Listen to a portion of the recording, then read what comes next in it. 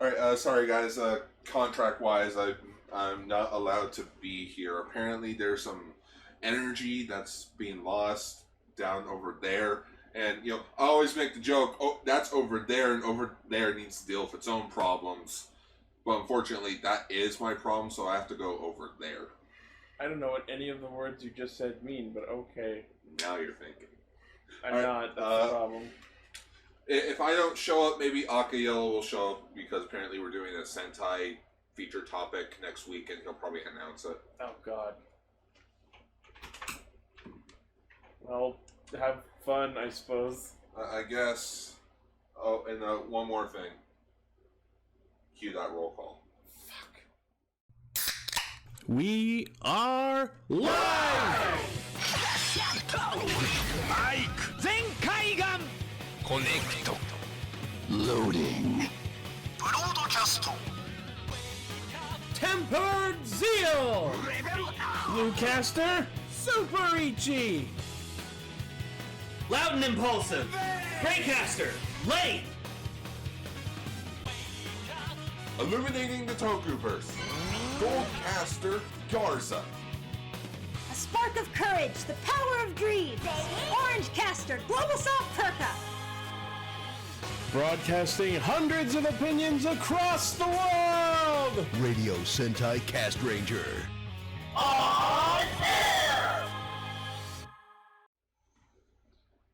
Welcome to... Oh, Lane. You're here. Are you okay? Lane? Who's Lane? I don't know who this Lane is. Apparently he doesn't exist anymore. That's what you guys said last episode. Oh, Lane? Oh, he doesn't exist. I'm not the one who said that. That was Tom, but he's not here this week. Maybe it was he who doesn't exist. Ooh, but yes, I'm back, everyone. I'm so sorry, but last week it was my birthday, and I turned 31 years old, and I had a chance to spend it with my entire family up north, so I decided to take that advantage. When the 31 candles are blown out. The Golden Soldier Lane is born. You're gray, not gold. Whatever. Welcome to Radio Sentai Castranger, episode 302. Woo! Woo. It is a three-man Sentai this week, or three-person Sentai, excuse me. Yes. It's okay. Tom is away dealing with a friend's medical emergency, and Gar is fighting crime in another time zone. Mm-hmm. We are coming at you this week, but first, if you're listening to us for the first time, thank you for tuning in.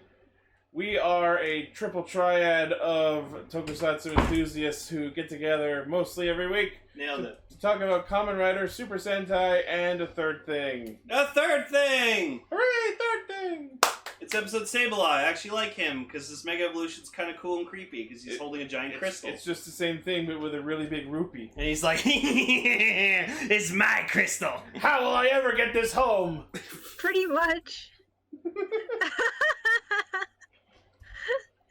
Yeah, this week we have a guy face of the week. Yeah.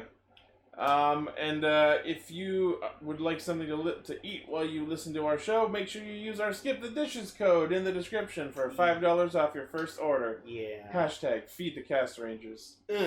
And if you're listening to this either in our Discord server live or on the day it goes out, the Saturday, make sure you drop a comment about how you are one of our premium cast fans because you listened to the episode during the very brief window of time where it's relevant before the next episode airs. Yep. Alright, so this week on Castranger we are talking about Kamen Rider 01 episode 38, Kiramager episode 14, and our feature topic is episodes 2 and 3 of Power Rangers Beast Morphers. Oh, jeez, Is there a problem? No, Okay. Let's get into it.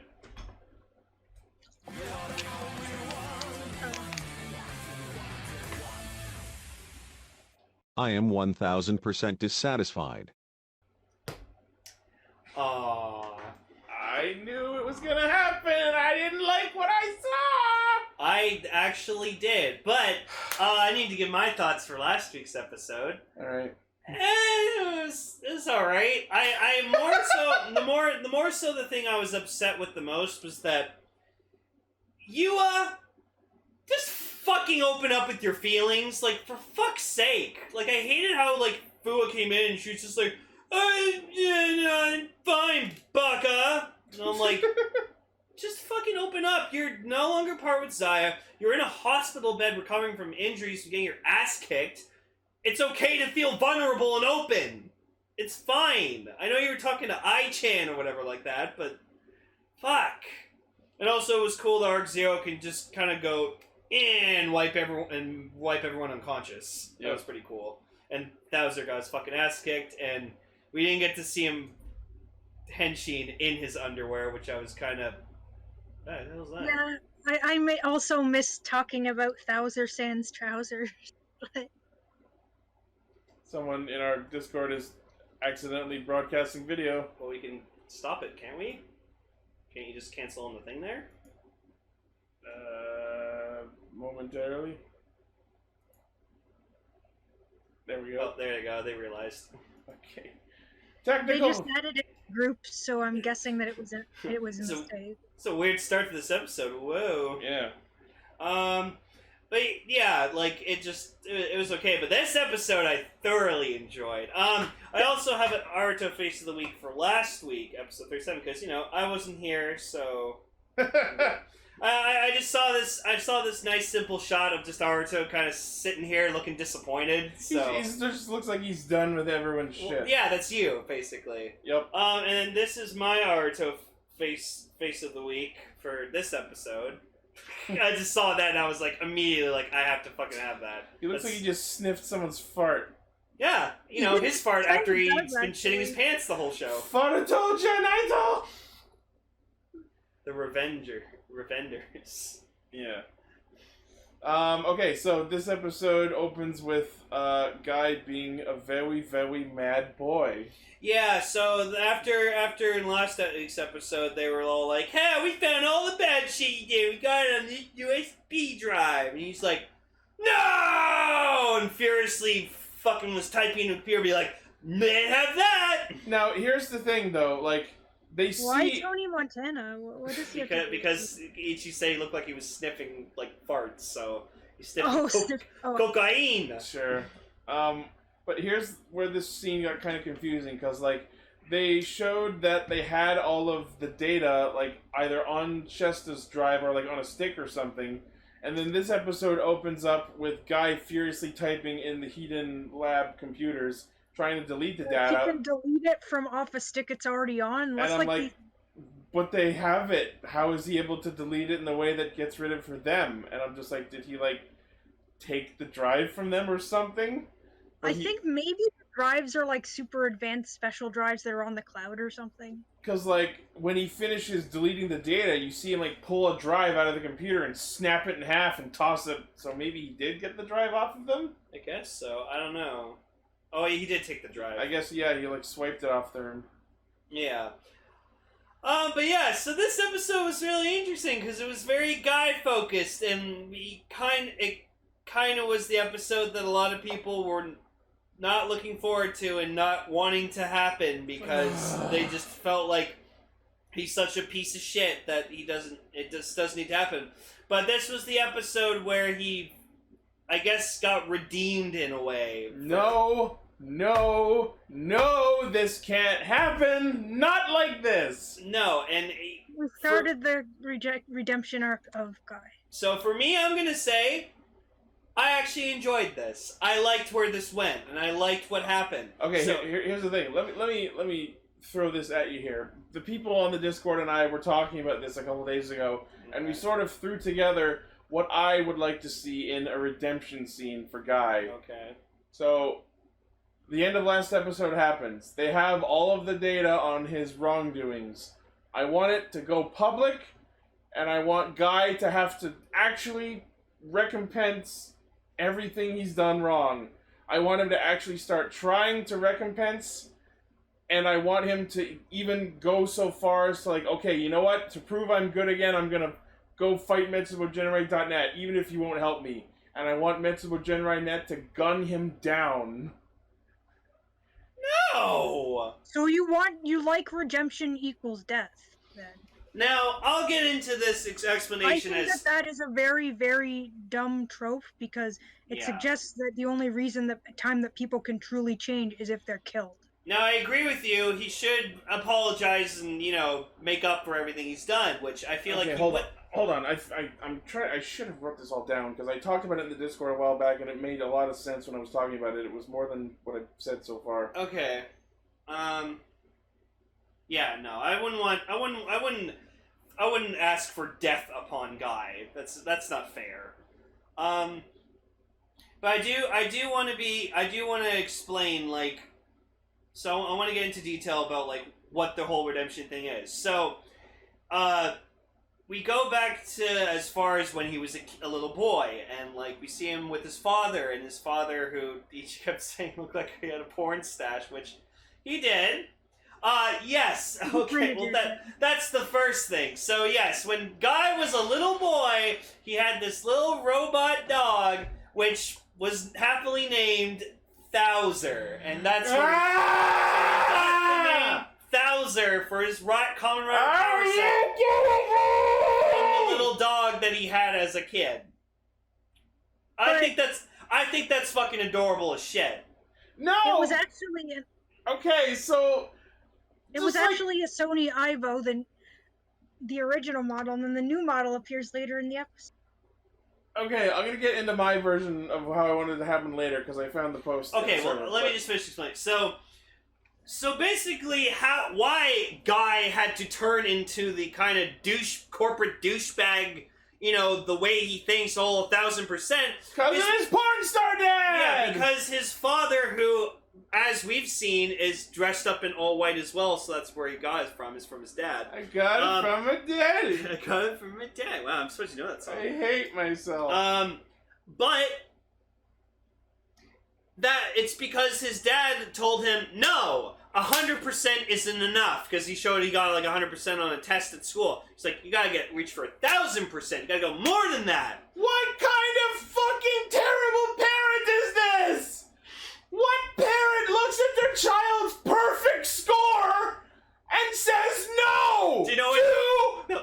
No, you know what? Do impossibly better. All Guy needs to do is just go to his teacher, and when he hands him his 100% on his test, he goes, "Can you just add one more zero to there, please? My father will." What an awful, terrible father! Yeah, no, and that's the thing, Ichi. There are terrible fathers out there. There are kids who will whip their fucking children into shape just to make sure they come out the way they want them to. It's a thing. So the reason, and so then he's playing with his little dog Thouser, and Guy's dad decides, oh, that's why you're fucking not doing everything at 1,000%, because you're playing with this stupid fucking dog, and he tells him to put it away. And so him sealing Thouser away was him sealing the last of what good was in Guy at that time, and that's why he grew up to be the douchebag that he is now. And recognizing that, made the new dog Thouser, which then rekindled the goodness in childhood inside of Guy and made him realize, oh boy, I've been kind of an asshole. And now it should be good. I love the way they fucking did this. The problem is, this was so fast-paced and abrupt and thrown all this at once. Yeah, it should have been like 3 or 4 episodes, not just one. Like, with nothing hinting at it, nothing foreshadowing it, nothing referencing it. It was completely thrown in at the end point. Yeah. It feels like such a cheap, sappy afterthought. Well, maybe, yeah, but I You know what would have been a good way to hint at this?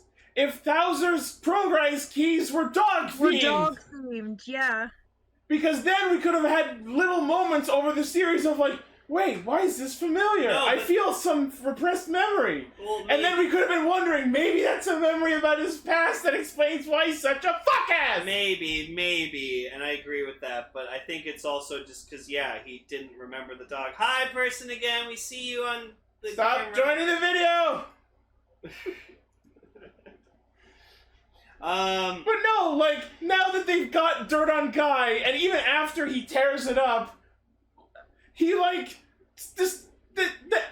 we all immediately remember that these are X-Aid riders because they are clearly trying to make him into the next Dan Kuroto. Every other time that this was mentioned, I was like, no, he's his own character. Emily can't hear us for some reason. I think it's because you disconnected us from the call. Oh, hold on. There we go. I'm back. Now I can. Sorry. Okay, sorry. Okay, so they're clearly trying to also at the same time trying to turn Amatsu Gai into the next Dan Kuroto because he starts getting loopy, and when they come at him like, because he gets angry at them and he henshins in the lab. Yeah, that was awesome. They managed to get him on a technicality because improper power management or something is illegal. Now we're gonna take this to the board and you're gonna be dismissed as president of Eden.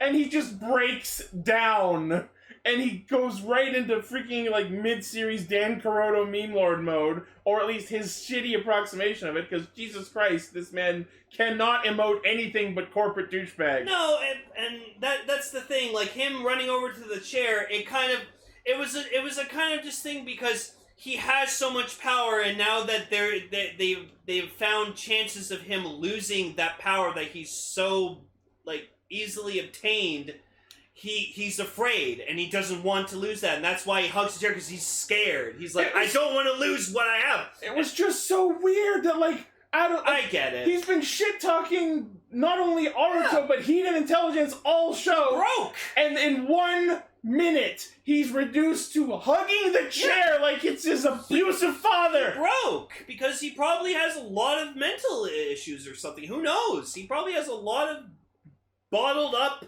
like stuff. It's too much, too abrupt, too quickly, and it's not believable. I disagree. But then Naruto says to him he's like, you know what? You love this company. You may not love robots, you may not love AI, but you love everything that Heat and Intelligence stands for. You love this company. No, that's the thing. He does love AI because of the fucking dog. He just repressed that side of him because of his porn star dad. That's what I'm calling him, by the way, because look at that stash. Okay, yeah. So it's like if my dad, for some reason, was like... There you go. The guys realize. I don't know who that is, but you gotta stop activating your fucking camera. But no, like, it's like if my dad was like, oh, you can't watch Star Wars anymore, and then, like, I don't watch Star Wars all my life, and then I finally, like, a friend invites me to a Star Wars movie, and I go, oh my god, I remember I used to love this so fucking much. No, but the problem is, it's all well and good for him to unearth a repressed side of his childhood and start realizing all that, but this is not a redemption arc because this does not make up for all of the terrible things he's done. Mm-hmm. Catching him on a technicality for henching in the pit just so they can remove him from the company doesn't forgive the 1800 whatever terrible things he did off camera and all of the other terrible things he did on camera. Yeah. Anyways, I think it wasn't like perfectly well done or anything, obviously, but I like what they did with this, and yes, I agree they should have kind of spread it out more in the show, but like I think it was good, and I like that like he got his name for his rider based off his dog and blah blah blah, and I think it's cute. Which then like the episode kind of ends with him like henching, like showing up next to Naruto, and he goes, "I love Heat and Intelligence, and like I'll defend this company," and it's like, there you go. That just comes out of nowhere after all these episodes of him being staunchly, you are naive and a fool, and I hate you and your company. It's him what's the fucking word I'm looking for? Denying it. He's just in denial, because think about it. Amatsu Gai is a man who's cocky, full of confidence, wants power all the fucking time. He doesn't want to show that he's fragile and he has, like, these emotions and shit like that. He doesn't want to be like that because he doesn't want people to see him like that. But now, having Thouser come back in this new dog form, that part of him can come out, and now he feels comfortable doing that. It's a side of him we've never seen. Now that you said dog form, you know what would be hilarious? If he just, like, turns the robot dog into, like, a power-up, like a new progress key, and gets a new dog form. We saw it slide into the fucking fight like Izu, so maybe. Am I the only person who thought that Ai-chan was going to become Thouser, like the dog.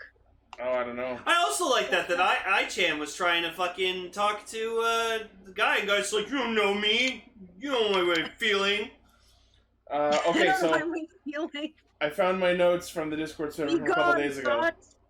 So this was my vision of Guy's redemption arc. Okay. So I want him to just get absolutely shit kicked by Arc Zero to the point of near death, and as he's lying in the hospital bed, that's when he starts reflecting on his past actions and realizes what a terrible person he's been, and from then tries to be good, makes up for all his mistakes, publicly apologizes, both to all the other characters and the public in general, returns Hiden to Aruto, but even after all that, I want the main characters to not immediately forgive him, because why should they?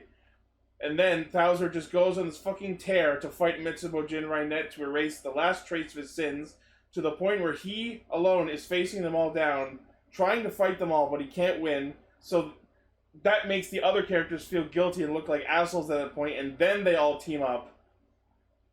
And, hold on, I have more notes. If it ended up with him dying at the hands of Mitsubo Jinrai Net after having attempted to make up for all his sins, that would be a good way for him to go out, because then all the protags would feel bad for not helping. Or maybe his hard soldiers turn on him. Like, Arc could take control of them. Yeah, maybe. And then the final curtain would be Arc smashing his driver into 1,000 pieces. No. But then, the final insult, Arc Zero puts a Humagear AI in Guy's dead body, the ultimate karma. That's not gonna happen. Takes Guy's corpse as his permanent host. Maybe. Nah, I actually like what happened in the actual show more than Yeah, me too. And the greatest way to handle that is if Arc took Guy's body off screen, and then when the protagonists finally actually defeat Arc Zero, they watch him unhinged and are stunned silent as they watch Guy's corpse crumble to the floor. I have an idea that sort of fits with that same ironic theme, but doesn't involve Guy dying legitimately. Okay. What if he dies and then Aruto uploads him into a Humagear body? Oh, that would be funny.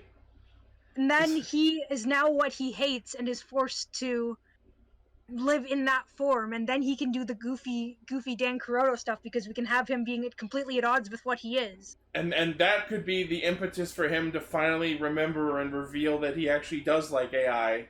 Exactly, like that works. Like we could have the dramatic him being like him. We can have the dramatic death scene, but not actually have him die. We could have the heroes feeling guilty, and then we could have Guy be stuck as a Humagear, the thing he tried to destroy. The funny thing is that is also very close to the Exade writing, because Dan came back as a bugster. Yeah, God, you're right. Maybe he was trying to avoid that and accidentally made it make less sense. Yeah, I don't know. That's the thing. We still have lots of episodes left. There's still time where he can do all that stuff that you want to. I doubt he's gonna fucking try to fight Metsubo Jinrai.net by himself, because he already tried fighting Metsubo Jinrai.net by himself, and look what that happened. Are you saying Guy doesn't make the same mistake twice? He's done it before. No, but anyways... He has a pretty big record of doing that, actually. Yeah. I think he redeemed himself pretty freaking well. Like, sure, obviously, like, because Fuwa and Yua weren't there when, like, at that moment, they were busy. Because Fuwa went to bring Yua some flowers in the hospital, which I thought was a really nice, sweet gesture. And might be shipping, I don't know, but it might just... Yeah, you bring flowers to people when they're injured. Speaking of unearthing past, there's a couple scenes that show that Raiden may be remembering his previous life as the Space Humagear, so maybe Raiden will be turning good again? That'd be cool. Bring my fucking Ansatsu. Oh, yeah. I miss him. Yeah. But yeah, just in the final thing for the Thouser. My opinion, I think the redemption was pretty good.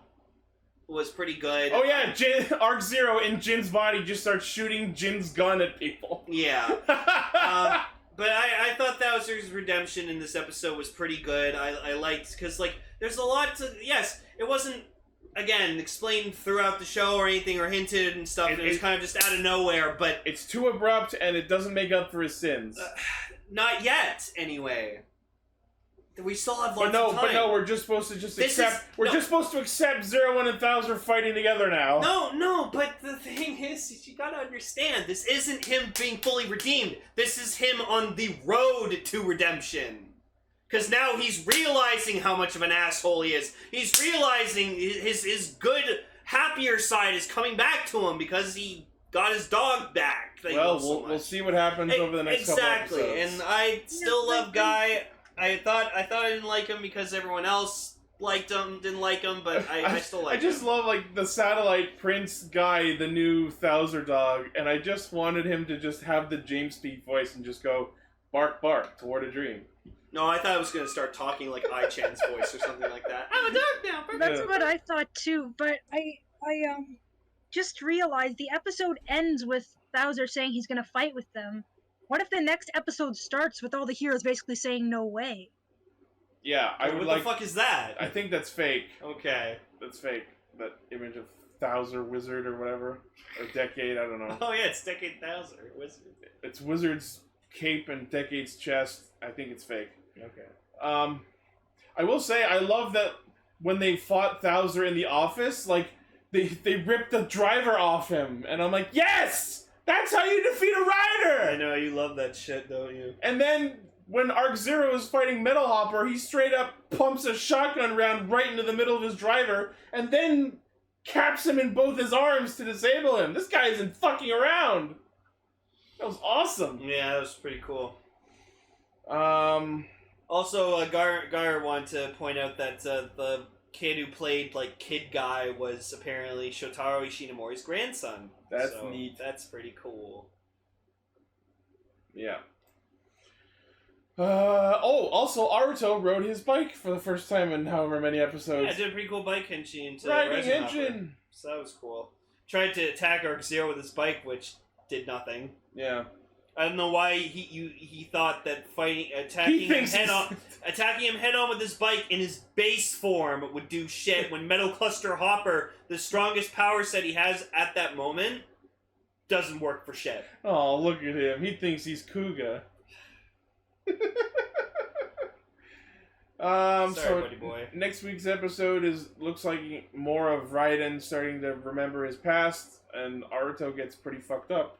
Yeah, also Aruto deciding that he doesn't want Hiden Intelligence back, because he's like, I'm not going to stop helping you guys, but I started my company from zero. And screw this sinking ship! And so I'm going to keep working on my company. So, good for him. Yeah. Bark, bark, toward a dream. Anyways, Kiramager!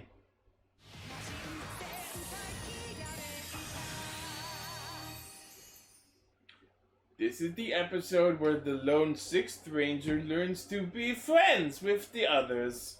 All I can say is after watching episode 13, if anyone comes up to me and is like, hey, Lane, do you remember Riso Gold Canal? Sorry, who?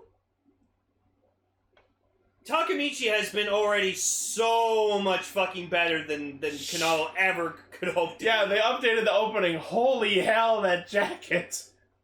Trying to fucking be like... he's really, really cool. I want to see him wear that thing in a windy day. You know what? Fucking someone photoshopped that on a Star Ninja or something. Right? It looks like Super Star Ninja. Yeah, that's what I was thinking of. But no, episode 13 was fucking great. I like that we got, like, a lot of fucking, like, backstory to Takamichi and, like... Because, like, Kanalo showed up in Rear Soldier. Oh, who are you? Oh, I'm part of the Sea Tribe. My sister wants to bang someone. I want to bang someone. And also my Zord's racist towards you fucks. So, have fun. Just Kanalo shows up. I'm here to fuck bitches and slay Druidons. And I'm all out of Druidons. Also my sister wants to bang. And also my Zord's racist fuck. Yep. Like, that was it. We didn't get anything else about him, and and every time he would develop, he just would go back to his fucking ways. But Takamichi, oh boy! We got an entire fucking episode down, based on his backstory. Found out he was, apparently adopted into Aladdin's family, which kinda... I honestly think that's way more boring than all the stuff we came up with. No, and then I like the nice twist that, Hakata Minami, which... Wow, for me remembering that name. It's his younger brother. Biological brother, yeah. Yeah, by 2 years, apparently. So which guard made a notice that he was 15. Hakutami Nami was 15 when Takamichi went off to go to Crystalia, and it's 30 years later, so he's 45, 45th anniversary of Sentai. Gasp. My God. I love Kage in our chat. Takamichi's story is Boomer learns to get along with the kids. Oh man, it kind of is, isn't it? I just love that at one point he's just like, get the fuck out of my way, Kohais! Yes. Get off my lawn! Yeah. You filthy juniors! So I already like the attitude of this guy. He's super fun. I like that he's super focused on like, oh, you guys gonna help us fight this? No, I'm busy treasure hunting. And then comes to help anyway. Yeah, we found it because he wanted to show off how badass he is, and just like, oh, I can do this all by myself. I don't need team. And it was all because one time him and Mabushina were moving a chair in the throne room, and Garza walked up to him and said, "Listen, bud, you don't need this bitch fucking helping you. Hell, you don't need anyone helping you. You shine when you're you shine your best when you're alone, doing shit by yourself." Oh, thanks, Uncle Garza! You don't need a party member. You can just solo your way through life. As they say, oh god, it's Gar. You don't need many Rangers. You just need one. And that's Uncle What's Gar. with the evil laugh? That's Garza. Gar. Boop, he's Alright, gone. back to over there. Yeah, go say it. Help us! Over there has some technical issues. Back to the off screen. Woo. But yeah, so I like Garza kind of influenced him to just be a fucking sad-ass loner, so... Wow. Yeah, I guess that's all the justification we need. Yeah, take advice from the purple fucking guy with red eyes who's clearly evil. Someone combined Doherty John with King Express and it's got a drill penis. Oh no, I saw a better one. Someone made custom King Express into the Den Liner.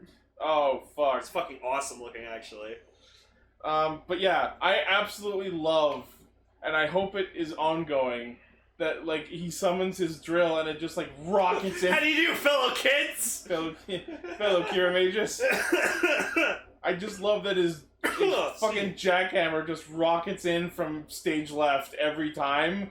And I know it'll probably never happen, but I want, with all my heart, for there to just be one time where he summons it, and it flies in from side stage, and he just misses grabbing it, and it just keeps going and crashes into something or someone. What's this thing he keeps, like, saying? He goes, like, wonderful, or something. Yeah, his catchphrase is Wonder Blank. Yeah, Wonder Blank. Like, that was a wonder battle! That was a wonder victory! Now play Wonderwall.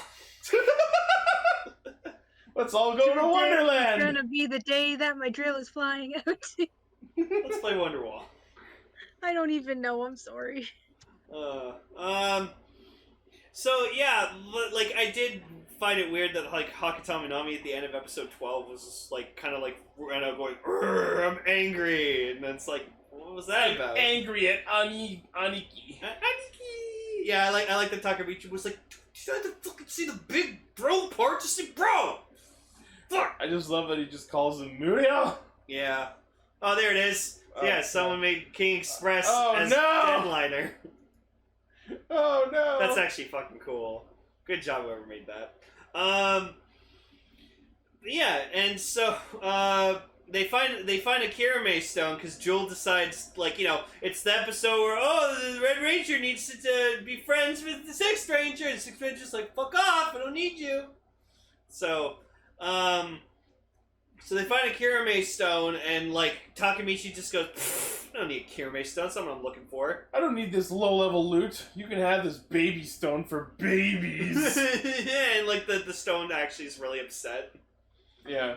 Goes like, dun, dun, or something like that. It says dust a lot because... Dustin. Because dust on. Yeah, the vacuum turned, or garbage truck turned vacuum power up. I'm so sad that this is a blue one. I like how they actually foreshadowed that, though. Yeah. With him seeing the different things, and then... Yeah. That's how a Jewel do. But yeah, then we cut to Takamichi, like, in, Oh, I liked, though, when fucking, Takamichi, like, fucking just flew off with silence, like, hey, you helped me last time with the treasure thing, let's go! Whee! Oh yeah, last episode. Yeah, that was fucking funny. But yeah, they added him to the opening as of this week. which kind of lazingly with the running part, because it just kind of shows I was so looking forward to seeing him just running next to them. But instead he just beats a pompous prick and he kind of just swoops in front of the camera, and then he's just standing on top of his Zord running alongside with them, and I'm like, you lazy bastard. You bastard. No, but I like that. It feels like that was actually just shopped in. Yeah, it was shopped in, for sure. Probably. I feel like they just, like, it felt like that way with the ending, too. I feel like they were just like, you know what, we don't really want to spend the time refilming shit, so we're just going to Photoshop add him in a couple scenes. Exactly. Yeah. So it's like, Didn't they do that with Canalo as well in No, because in the ending they updated where they were dancing in the museum and Kanala was with them. Yeah. So. Oh yeah, you're right. Maybe they didn't film any scenes of them all together due to restrictions. Mm-hmm. That's probably. And in the scene where Takamichi's in the bathhouse. Oh my god, it was so funny that the monster just barrels through the wall of the steam room. Yeah, the Yodon for this. Demolished the it. Jamin, yeah. The steam locomotive Jamin, or SL Jamin for short. He was pretty fucking funny. He's like, Shibachiko! And he actually fed his own head coal. Yeah. But yeah, so like, Jewel comes out from the hot bath, and like, they're like, oh, where's Takamichi? Oh, he said he wasn't done yet, and so apparently he's trying to like turn the heat up more on the bath so he can take it. He's training. Yeah, he's training, so he's like, must overcome limits! Yeah. And then we see like the owner of the bathhouse, like she's like vacuuming and just like, you know, like being very generous with a mask on. Yeah, and so she probably had a mask on because like I'm probably due to the roles, or maybe she just chose to wear a mask because non-main character. Yeah. But then the Jamin just fucking jets through the bathhouse and then he fucking destroys the freaking demolishes the whole building. Which then She's never seen again. Yeah, but then when they clear the rubble, it's clearly a parking lot. Yeah, they just put the rubble in the middle of a parking lot. I'm like, that's not where that building was. Probably. Yeah, where's the water and shit like that? The water's gone. The change. Like a teleporting bathhouse. Takamichi's everyone's clothes are gone. The only thing that was there was his changer. Oh my clothes are gone. And just they're trying to bug Takamichi a much. Why'd you leave me alone? Dr. Silver. I don't want breakfast anymore. I am not a Kiramager.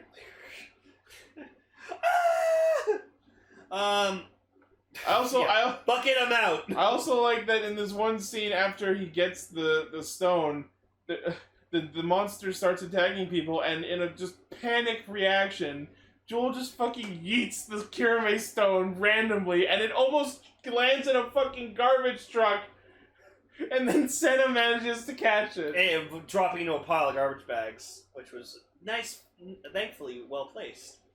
But because he saw that garbage truck, that's how he gets the inspiration to turn the stone into a garbage truck. And I gotta say, holy shit, like, in front of Takamichi, Jules is going like, oh my fucking god, yes, and this truck, yes, I fucking did it! I love it. Like, I've never seen him so hyped before. When he does that, and Takamichi's just in there, just in his towel, and he's like, wait, are you drawing me? I don't give permission to that. Dude, no! But like, he's like, what the fuck are you doing? He's like, I did it! Garbage truck! It's like, you're a garbage truck now. Oh, that's And then nice. he feeds him the rubble, which makes him grow bigger. So it's like, yeah, oh, I don't okay. know exactly how that happened. Yeah, I don't know. Yeah, so they find the rubble and stuff like that, and like Takamichi's kind of like realizing like, oh man, maybe I should work with them because they helped me find my stuff. Screw you, Uncle Garza, you were wrong. Yeah, and like at one point in the episode, Garza comes up to him and he's just like, hey, Takamichi, Yonheim, pretty cool fucking place. Look at me, huh? Armor and shit. Hey, it's cool to be evil. We got the jackets. We got armor. I don't know why I made Garza Russian all of a sudden. Go to Yonheim, come on. Why not Russian? Yeah, I don't know. Crystalia! Yeah, but so like he comes up with the other Kiramagers and is like, golly gee guys, it sure would be cool if I could do the roll call with you. Yeah, the thing, and like he just says the thing and says like, yeah. And so I have to say his pose in the roll call, fucking perfect for him. It's exactly how I wanted him to fucking pose. Because everyone was expecting he was going to be like where like Jewel was like holding his arms up. No, like, because the rest of them are spelling out in like Japanese text the word Kiramager or Kirameki or something. And Takamichi's just sitting there, just all relaxed, being like, "Hey." He just plops his shitty ass down on the ground, and that's his roll call pose. I love an it. asshole. No, yeah, but it's Great. perfect for him. It's fucking fantastic. I love it.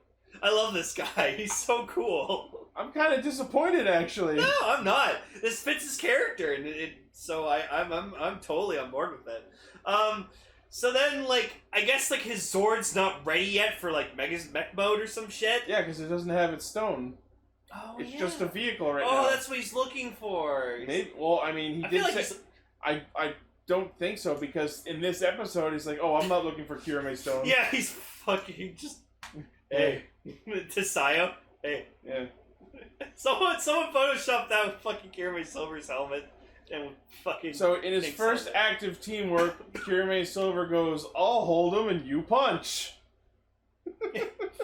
And then we get the, like, yeah, so then Smug Jokey shows up because, No, before that, Oh. the way they stop the Jamin is by taking all that rubble that used to be the bathhouse and stuffing the fucking train monster's steam pipe with it. Yeah, and like, Garza, like, complains earlier to Crunch, like, it's just like, why is this, like, happening so slow? Because their plan is to, like, make a dark circle so they can then cover the city in darkness, so I'm like, oh, gee, Tokusatsu already did that, guys. Well, they're making dark circles for a reason, because they're using it as portals to summon their monsters through. Their boss, or whatever, yeah. Yeah. But then Carantula's just like, well, I get done faster if you let me smoke Jokey, and Garza's like, whatever. Alright, fine. Well, no, at first he's just like, whatever. Yeah. And then later on he's like, alright, I'm letting you smoke Jokey. And he's like, oh, thanks. And he actually gets in smoke Jokey. Yeah, the monster pilot, the train monster pilots Jokey. I'm like, oh, alright, okay. Yeah, but then later on, like, which they end up fighting underground at first, which I really fucking liked. Because that was cool. And, oh no, that was the last episode, sorry. Yeah. Yeah, but anyways, that was fucking cool. They managed to get They summoned King Express. Tarantula manages to get the Jamenju out, which is Diesel Bastra, and it's just a fucking dinosaur with a train lodged on its head. It's so weirdly hilarious. And then it gets blasted off, and you actually see the dinosaur head underneath. Yeah. But yeah, Joel's like, oh, Takamichi, you can use King Express. And he's like, alright. Okay, here's where I call bullshit. How the fuck does Takamichi A know how to pilot King Express, the vehicle that was created by the rest of the team before he joined them, and B, know that they can steal Smog Jokey and make King Express? Maybe it's just an automatic thing because they're destined for each other. Well, since technically he is not biologically connected to the Crystallian family, he probably does know how the tech works for Smog Jokey. And since since King Express is based on Smog Jokey, then it is suffice it to say he knows how to use both. No, but the problem is the Zord's forms and combinations were all things Jewel came up with. Yeah, and I keep telling you, Jules, the reincarnated Aladdin. And Kirame Silver's the first ranger, so shut up. He's the adopted first ranger. So shut up. I don't believe it. But yeah, and so he like fucking just shrugs the fucking, like, flicks the fucking he like spits the train monster out of the fucking dinosaur head fist. And then just the best thing ever, like, they start slashing to piss off the giant monster, and then he just steps on the train one. And it's so funny. It's just like, ah! The monster. I remember when that happened in Zeroger, when we had that whole arc with the brothers and one was stepped on. Yep. Oh no, that was in Lupin Pad. Oh yeah. One of the brothers got killed by Pac-Man. You killed my brother. I don't know why I thought it was Zeroger.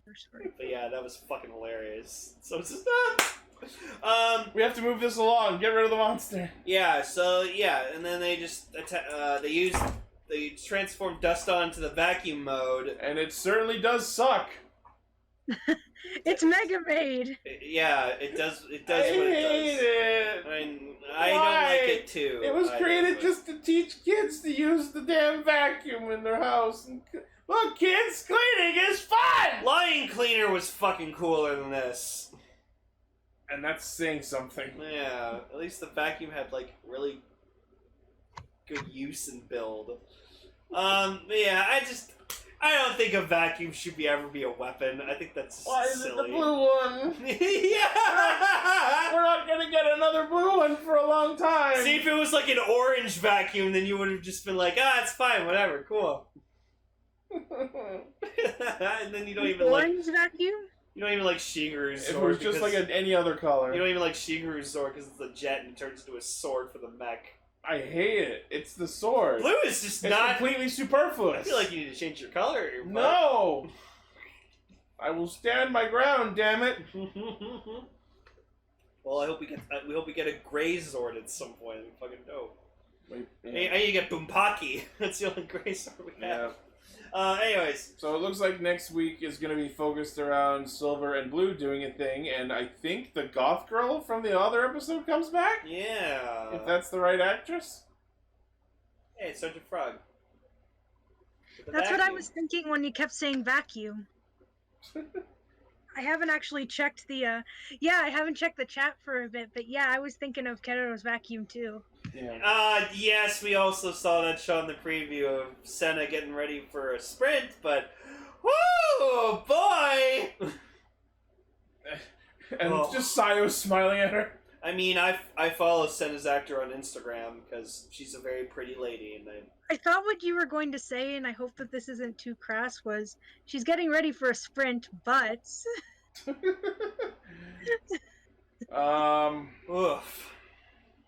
I forgot what I was going to say. Sorry, that was my fault. Oh yeah, in the next episode, Carantula actually comes out to play. Hooray! Because Gar was like mentioning when we were watching the episode, like, why doesn't Carantula like come out yet? He's like, I don't know, he's fucking scared. He's got to manage the dark insurance contracts. The little pool he has. Yeah. But no, that's cool. He's finally coming out to fight, so we'll get to see what he can do. But yeah, no, overall good episode. I'm loving Takamichi, man. He's a fun Sixth Ranger. I remember what I was gonna say, and it was to ask Emily for her thoughts because we've been kind of talking over her. Oh, sorry. No, it's okay. Well, you guys pretty much said everything. This episode, basically, Takamichi is amazing. He's one of my favorite Rangers of all time. Yeah, I'm talking like want to buy his merchandise levels of liking him. Wow. Yeah. Like actually want to get money and spend it on the little plushie of him. That's another thing. Like we know his suit can put the goggles down over his visor, so I'm wondering A, why he will do that, and B, why we haven't seen it yet. It'll be him when he's searching for treasure and he's just in his form and he's like, oh, you put my goggles on. I don't know. We'll see. Maybe he'll do it when he gets his Megazord. Yeah. Or Battlezord, you know what I mean. Any other thoughts before we move on, Emily? Not really, no. I just want to apologize for my lack of focus in the upcoming Beast Morphers section because I may have forgotten to watch it until now. That's why I make the Facebook posts. I know that I was so excited for Castranger and then I just completely derped on that. But I have seen most of it now at this point. Alright, let's get into it. Don't worry.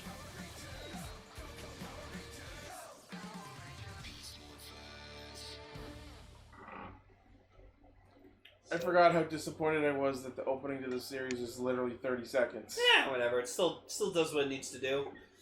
So this week we're talking about Power Rangers Beast Morphers episode 2 and 3. Oh, and Gar's deciding to join us, I guess? Oh no, I'm CyberGar. Okay. Hi, CyberGar.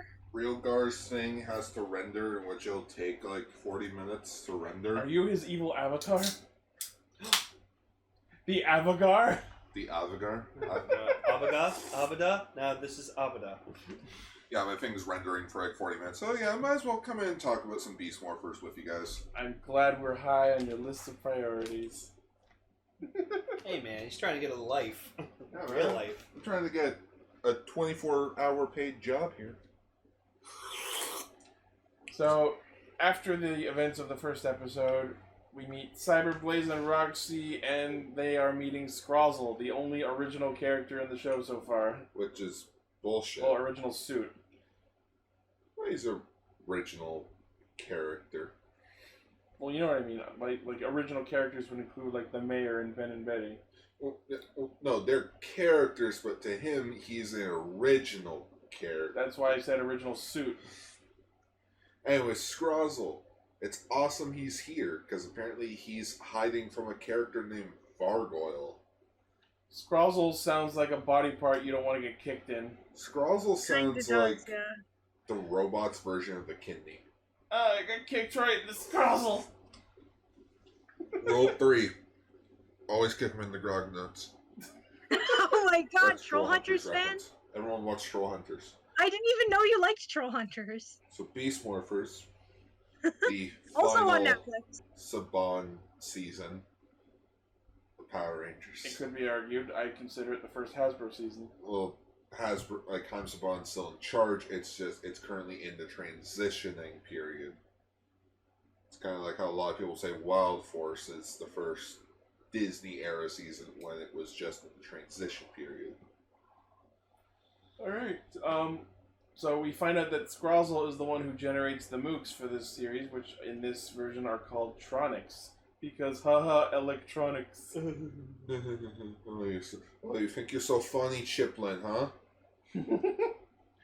So we get introduced to the status quo, which is that Evox, the evil snake virus, is trapped in this unnamed parallel dimension, and he wants to get back to Earth so he can take it over, but they need more Morph X, which is the apparently extractable juice from the Morphin Grid that the city that the show takes place in has decided to commandeer for their own energy power usage, and I'm absolutely sure that they got an okay to do so from anyone else who uses the Morphin Grid.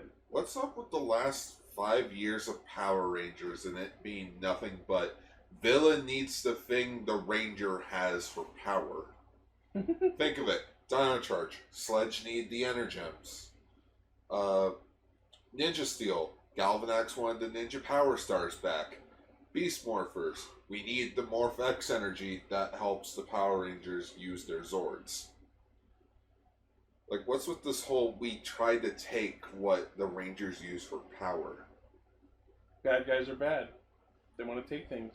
Man, I miss the days when the villains are just the afterthought of pollution. Or space ninjas. Never Yeah. forget space ninjas. Never. I'm How of course could you referring forget to Space Low Ninjas? Force. So this is the episode where they argue about who's going to be team leader, even though anyone who has any sort of knowledge about Sentai and Power Rangers in general already knows the answer. It's the always commander. right. Yeah. Who is Robbie's mom? Yeah. So nepotism. Hmm? No, I didn't hear what you said. So nepotism. Oh, yeah. Oh, definitely. But we also get introduced to the Buddy Roids, or this show's version of them, the Beast Bots.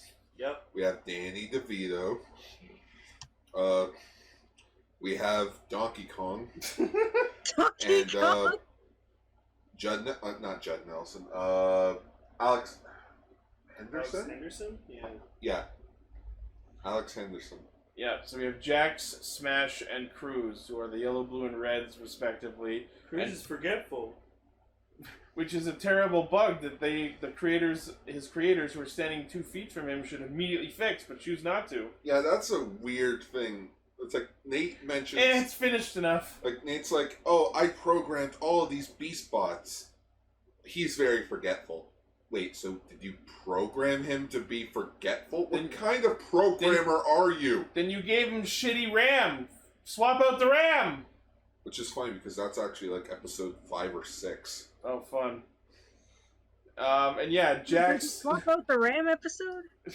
It's Danny DeVito. Jax speaks with a DeVito-esque accent for no reason. No reason. I that just, gets I, started. I just wanna have see to in the say, script, I just love that. I think The that's person in the amazing. recording booth is just like, all right, so how you want me to do this? It's like, all right, he's a short guy. He's a rabbit. He doesn't like to be called cute, so he's like kind of a tough guy. Short, kind of fat, little angry. So, You know, he's always sunny in Power Rangers. It's always sunny in whatever the fuck city this is. Coral. They mentioned in episode 3. Coral Reef, Coral Bay, some Coral. Fuck. Coral Side, Coral Reef, Coral Bay.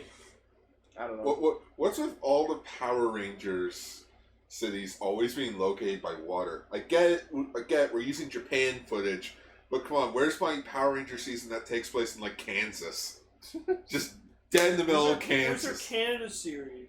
Yeah, I mean, hell, they're filming in New Zealand. If they don't want to take out the freaking New Zealand tower, just say it's Toronto. Yeah. No one else will be fooled. We also get reintroduced to this series Bulk and Skull, Ben and Betty, who are at times actually useful over the course of this series, I've noticed, which is interesting. I like them. I think they're really nice characters. Really? Okay. Are you talking to me, or did you just get some news story? So I looked up. I was looking up. Okay, so we know Kelson Henderson is Cruz. I haven't looked up Smash yet, but I looked up Jax's VA, which apparently he's played by Emmett Skilton. Apparently he was also in Dino Supercharge as well. Okay. But I best know him for the show Almighty Johnsons, where he played the main character.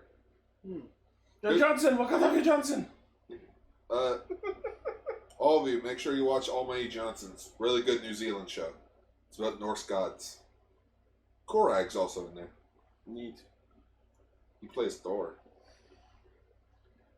So, Scrozzle apparently is the one to give the evil Cyber Blaze and Roxy the keys that give them access to their Dark Buster forms, which is super interesting. Because they couldn't revert back to those forms? I don't think they had them. Those are power sets given to them. Because they were just evil avatars of Blaze and Roxy. But then we get to see that the suit that was used by Enter and Go Buster as Dark Buster for a couple of episodes in Go Buster gets used by Cyber Villain Blaze in this series as for a lot of episodes as basically the primary villain general, and then Roxy turns into a yellow washed version of Escape's monster form to what I've effectively titled Dark Yellow Buster. I really, really, really love that idea. Yeah. I'm just sad we didn't get a Dark Blue Buster as far as I've seen. I don't know. Well, it's because Robbie didn't get it, got out in time or something. Yeah. Okay, so apparently Jack Smash's VA is played by Charlie McDermott. Okay. In which he's been Power Ranger since Mystic Force, only playing like one-off characters here and there. Okay. But the most significant role he's done so far is General Crunch from Power Rangers RPM. Oh. He was the comic relief general. Oh. Quickly post him in the chat here. The dude who looked like Thrax? This guy. Yeah. He kind of did look like Thrax. Yeah. Is it weird that actually rang a bell? I don't even think they ever... I honestly don't think they acknowledged his name in RPM. Fucking probably. This episode also introduces us to the Rangers' animal DNA weaknesses, which is another thing that was carried over from Go Buster, but modified slightly. Which I personally like that. It gives the Rangers a weakness. Yeah. So it's like they're not invincible. And weirdly, it makes a little more sense what they did in this series as opposed to Go Buster. Because in Go Buster, Hiromu was actually scared of chickens, so anytime he saw a chicken, he would freeze up. In this series, because he has cheetah DNA, and cats are afraid of dogs, anytime he sees a dog, he freezes up. Yep. Yeah, that makes more sense than him being afraid of chickens. I just wanted when Robbie was like heated up and stuff, like they're deciding like, okay, we're gonna go back to the lab or whatever like that, but you see like two like Grid Battleforce people holding on to him. I just wanted to, just because he's angry, he's just like, fuck! Shit! He just switches from PG to like rated R speech. Kill all you fucker! No, it's 14A, so he's only allowed to swear once, and then the rest is all censored. Yeah. But yeah, the Blue Buster weakness is completely unchanged. It's whenever he fights too hard, he overheats and goes berserk and will fight his allies. Which is really interesting because what he said to freaking Zoe was like a bit intense. Because Zoe's like, "Oh, dude, you gotta calm down." It's like, "I'm going to obliterate you." It's like, holy shit, he's not joking. Well, yeah, that's how fucking Ryuji was in Go Busters. Like, he had Yoko up against a fucking wall, like, I'm gonna fucking snap your neck. Like, it's always been kind of weird, because, like, usually when someone, like, goes berserk, per se, usually it's to the point where their vocal faculties, shall I say, are not exactly up to par. Like, when someone loses control of themselves, they don't usually speak so well. You know what I mean? Yeah. So it was really weird to see both Blue Buster and Go Buster and Ravi and Beast Morphers speak with perfect English as if they are still calm and in control while out of control and plotting to kill their ally. I just want to see like what Aaron from Game Grumps would look like if he was berserk. Well, I mean, we have There's plenty seen of Aaron footage. go berserk. I mean, Sonic Heroes, Sonic and the Black Knight, We need to finish Sonic that. 06, any Sonic game. It's Sonic! We need to finish Sonic Heroes. We do. I'm not doing anything Sunday. Yeah. Zoe's thing is, instead of, "Oh, I'm low on sugar, I need more sugar," because that's not really a good thing to teach kids, to have more sugar. It's okay for Japanese kids, but not for Americans. Yeah, because American kids are fat. Instead, she has to eat carrots, cause rabbit. Well, that makes sense though. And carrots do have sugar in them. Like Jazz Jackrabbit, the 90s platformer? No. I remember that. I got a Or bootleg Usagi just Yojimbo the... Rabbit. Wait, you know what? I need the chat to do something that's gonna be really. It's gonna fuck with everyone's mind. I just love that when Red is in Go Buster Ace, whatever the fuck they call it, the Racer Zord battle mode, later in the episode, he just sees a freaking billboard for dog food called Woofies. Okay, so for those that don't know, for the last few months I've been doing a visual effects program, to get a job in like doing like visual effects and such. Yep.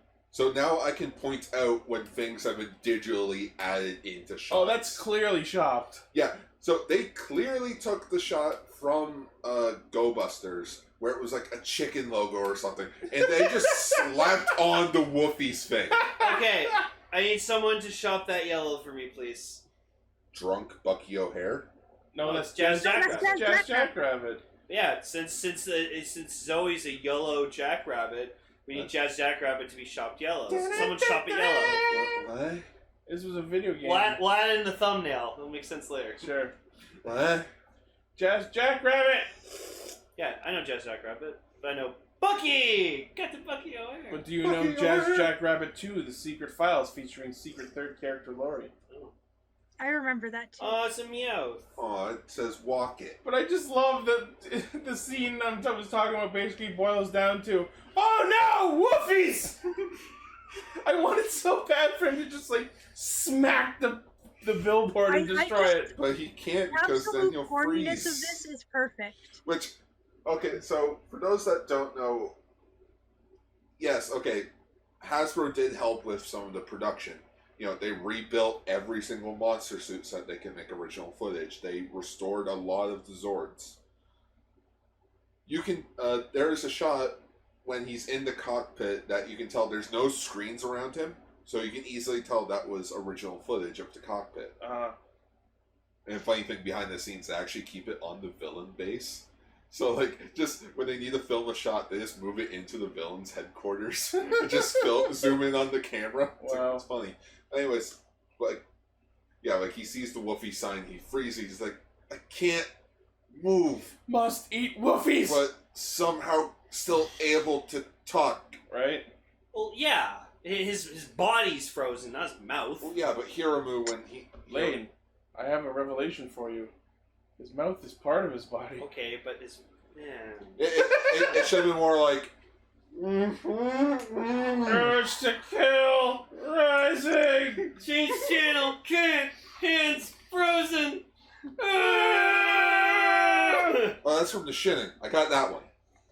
I'll use my. You want to get sued? I'll use my shinning to call Willie. Oh, I'm bad at this.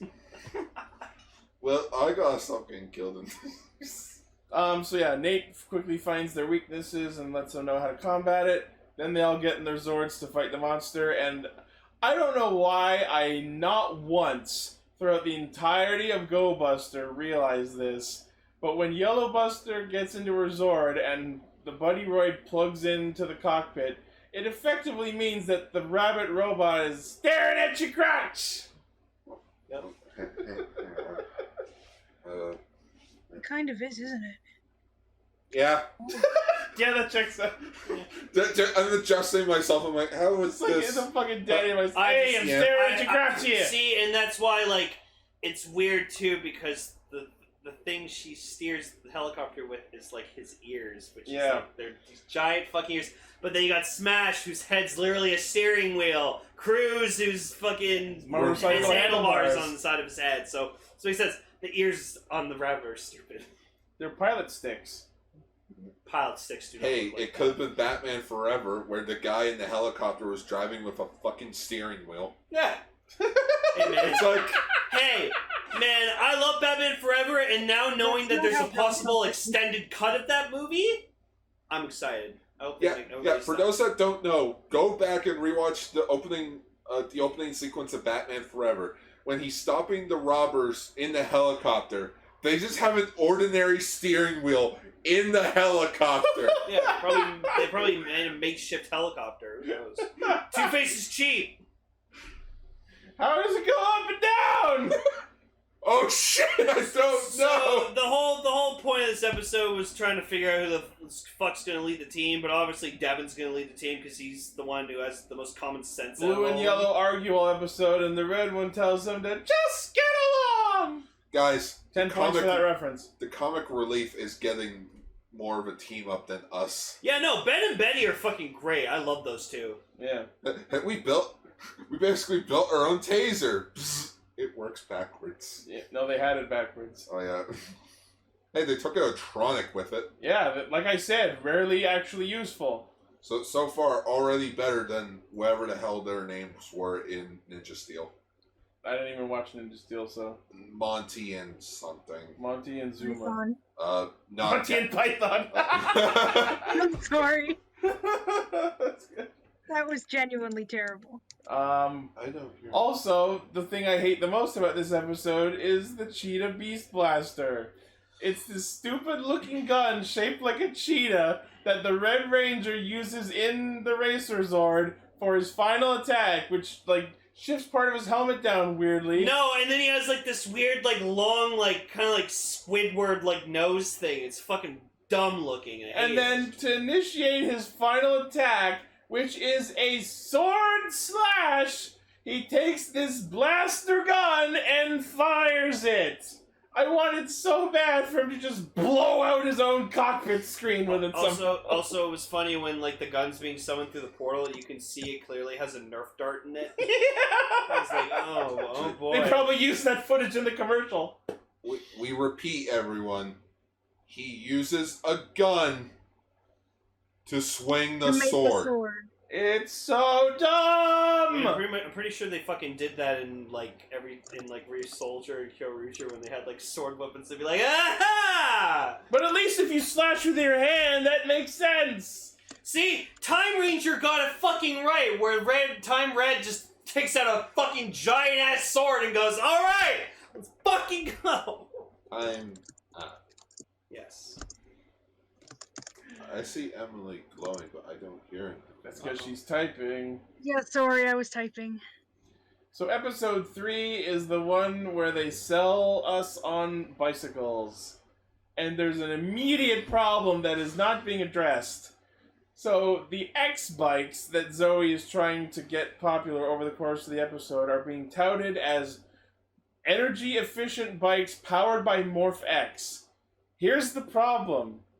Why are they powered by Morph X? Okay, I'll answer that. They are being pedaled, and there is no indication of any sort of propulsion system or any other auxiliary devices on them that would require power. Okay. So why are they powered by Morphex? Because sometimes there's bicycles that they...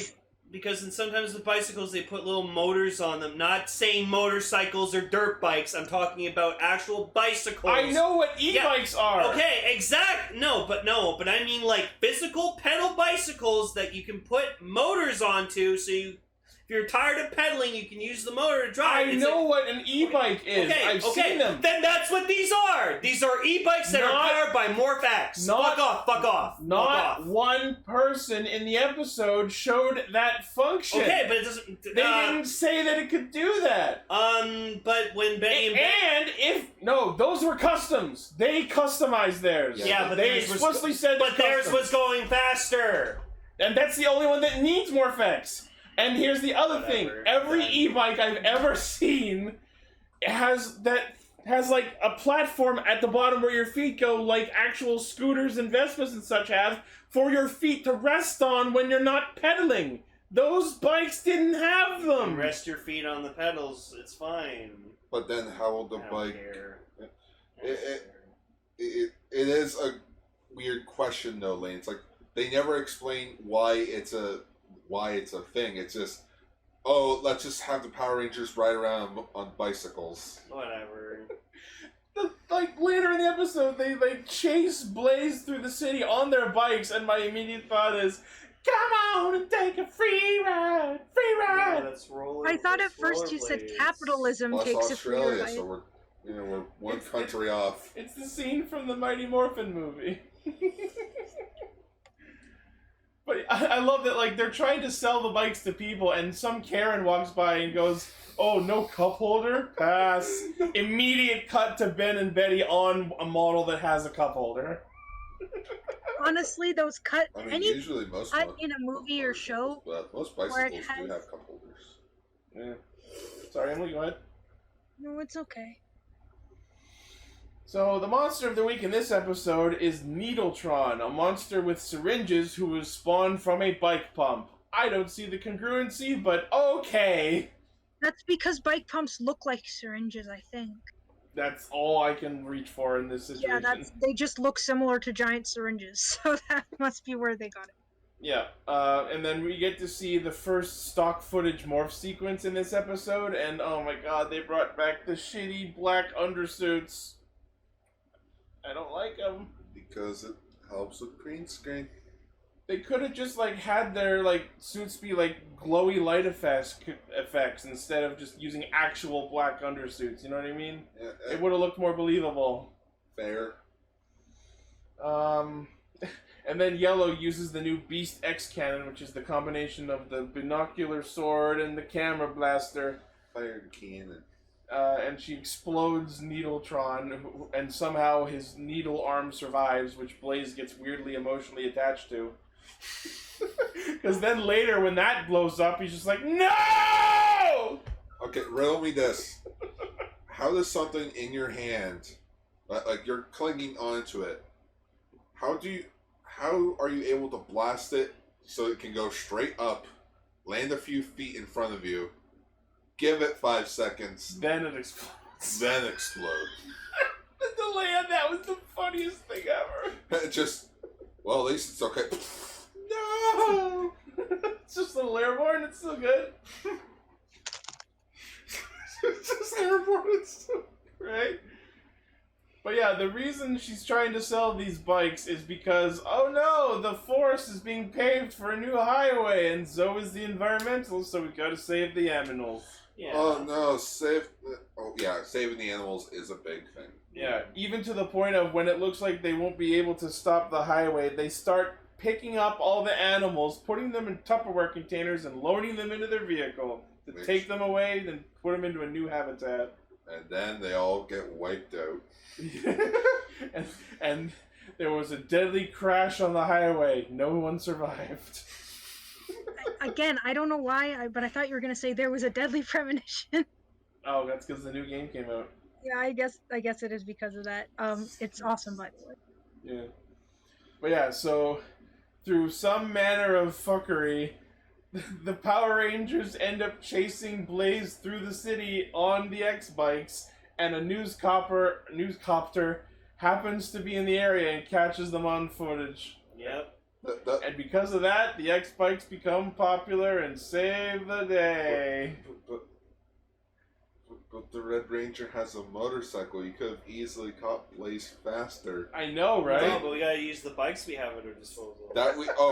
Because remember, Nate said, I'll be back here with the Beast Bots protecting the animals. And which then we see Nate, like, messing with the lizard, and I was like, no, he should have been playing with a beetle or a mantis to foreshadow that he's gonna be the Gold Ranger. Right? That would have been so much better. Fucking mantis. You just had to say fucking beetle. You didn't have to say Kabuto or Stag where the fuck he is. Right? Just say beetle. Beetles are harmless. But Lane, all the kids have seen Guardians of the Galaxy 2. They all know what a mantis is already. Gasp. You can go to the bathroom. Yeah. He's gonna drain his Morphex. Yep. He's gotta go do a Dark Yellow Buster. I got a morphin time with a toilet. We find out Zoe's mom's the head news anchor. Hooray. Everyone's parent is someone. Oh shit. Now we just Is need it to the learn about the runaways, other or? half of the parents. Except for Nate, that he explicitly says his mom and dad are away on business. They work overseas. Like every other anime protagonist. They're away on vacation. They'll be back when the show's over. Yeah. So we see Zoe confront Avatar Roxy, and she transforms into the Dark Yellow Buster, and we see that she pulls out one of Escape's guns. I can't remember if it was Gok or Magok, but it's one of the two. I think it was Magok. Yeah. So we get to see Skruzzle summon the beta model Giga Drone as opposed to the alpha model last week. It's good to see that they kept that from Go Busters, where they had different model names. Which I question, so it's like, hang on, Skruzzle, level with me here. You can teleport a giant-ass Megazord, in a sense. Yeah. You know, something that's a few 50 meter, 45 meters tall. But you can't teleport Evox back to Earth when he's just this tiny little computer. No, Evox is too powerful, Gar. Yeah, it's because Evox's data is very dense and full of evil and viral ability, and the Giga Drones are just giant hollow robots. And don't worry, just give him some alphabet soup. Evox will be fine. Evox is very well zipped. I'm sad they didn't use the Messiah footage. Oh, the giant freaking floating giant head. face. Oh my god. Even I thought that was freaky back when I watched it. Yeah, it was too scary for kids. But God, a cobra, that's scary. Bring me a tool shed, for I am hungry. Let's just steal the model for the Bloodstar Cobra. Don't mess with me, I'm Grid Battleforce. Bring me Morphex, I am hungry. That should be the thumbnail, just be like fucking Griffin's house, but just slap the Grid Battleforce logo on it. Griffin Battleforce? Yeah, Griffin Battleforce, that's the name of the episode. Hey Lois, I'm a Power Ranger.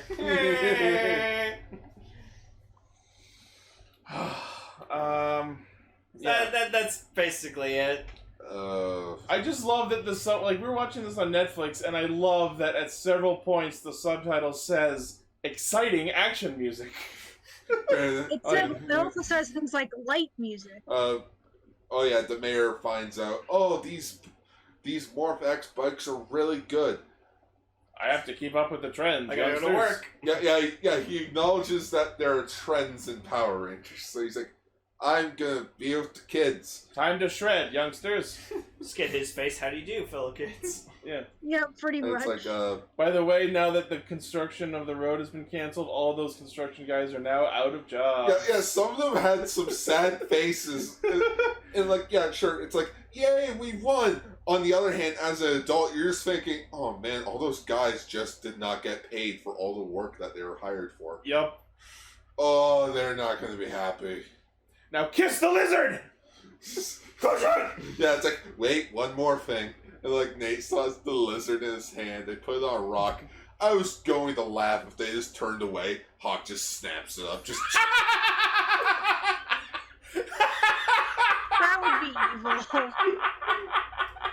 See, that's the kind of thing a show like Venture Brothers would do.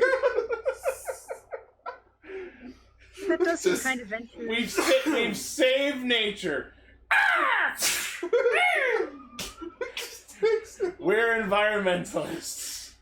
That's the Sherry Bop instinct. Do you think we'll ever see her again? I think so. Come on, Superman. Oh my god. So yeah, Beast Morphers. Gotta watch it. It's better than other seasons. Yeah, it's good. So far, like 12 episodes in. You're enjoying it. I'm enjoying it. I would like to watch more, but not so much enough that I want to watch it outside of watching it for this show. I heard about the ending and the twists and stuff, and I'm not happy with with some things. What are you talking about? That's like the best thing ever. No, I think it's bullshit. Anyways. We'll find out when we get to it. Probably next year. Anyway. Oh no, I'm gone. I'm invincible. I'm Cyber Guard's gone now. It's regular guard. Alright, well, that has been Castranger. Chikaya Sentai Castranger. You stole my bit! Yep. Say it. Would you like to say it, or shall I? Alright, I'll say it. That's not his laugh. This is his laugh. Oh, no, it's Akayama, our Fuck. favorite person. Hello, everyone. I'm very drunk. Oh. Or Hi, tired. Akayama. It could be both. This is what happens when you drink motor oil. But speaking of motor oil, Oh, okay. we're going on to our next Super Sentai feature topic discussion for the anniversary. Oh my goodness, we are halfway there. And we are talking about the first Sentai season of the Heisei era, Kokuso Sentai Turbo Ranger. Kosoku. Whichever. Episodes 1 through 3. Woo! Sentai came out when I was born. From Coffee. Turbo Ranger. Turbo Ranger. Yeah. Yeah, we're gonna talk about Turbo Ranger, cars and shit. It's gonna be fun. Yay! Yay! So far, the only Sentai season that hasn't been fully subbed. Damn! I guess you'll be doing that one last. Yep. Alright, well, that is the end of this episode. Woo! As always, thank you for listening, watching, liking, favoriting, sharing, subscribing, hitting the bell, being awesome! Hell yeah. The primary source of our hijinks continues to be castranger.podbean.com. From there you can find our Facebook, Twitter, Discord server, Patreon, merch store, all of our shit. All of our shit. All of our shit. All of our shit. All of our shits. Yeah. Who's Oliver? I don't know. Some guy named Oliver Shits. Cool. Fun. Fun. Alright, so thank you all once again. As always, don't forget to check out the Skip the Dishes code in our description. Get yourself some discount food. And just don't forget, everyone, SH Figure Arts Rats is happening. Oh boy, I'm excited. With an S. Rats. Thanks for listening, everyone. You know what happens if you reverse those syllables? Hmm? It's red. He just turns into a fucking giant snake. I'll show you how snake-like I can be! Kakarot! I'll show you how reddish-like I can be! I like that apparently, like in a fake story, he has a daughter with Launch named Ranch. Lunch? Yes, Lunch. Ranch? Really? Yeah, that's their supposed daughter's name is Ranch. Oh, no! I like that. Alright, well, thank you all for listening, and we will see you next week! Bye! Listening. Bye.